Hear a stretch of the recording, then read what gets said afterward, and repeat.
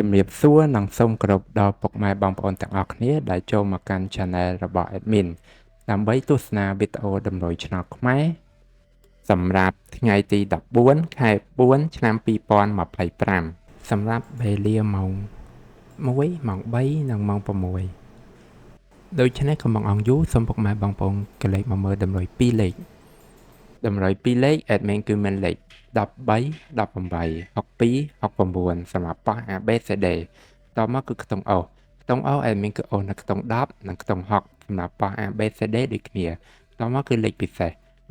Admin គឺមានលេខ023គុណ187គុណនិង863គុណដែលលេខទាំងអស់នេះសុទ្ធសឹងតែជាលេខដែលមានសង្ឃឹមថានឹងចេញខ្ពស់សម្រាប់ថ្ងៃនេះអរគុណពុកម៉ែបងប្អូនទាំងអស់គ្នាដែលបានទស្សនាវីដេអូនេះពីដើមរហូតដល់ចប់ក៏ជូនពរពុកម៉ែបងប្អូនទាំងអស់គ្នាធ្វើការសងសំណាននៅថ្ងៃថ្មីទទួលបាននូវការហេងឆ្នះចំទាំងអស់គ្នាជាចុងក្រោយ Admin សូមពុកម៉ែបងប្អូនជួយ Like Subscribe និង Share ដើម្បីជាកម្លាំងចិត្តដល់ Admin ផងនិងដើម្បីពុកម៉ែបងប្អូនទាំងអស់គ្នាទទួលបាននូវវីដេអូថ្មីបានឆាប់រហ័សផងដែរដូច្នេះ Admin សូមជម្រាបលានិងជួបគ្នានៅវីដេអូក្រោយ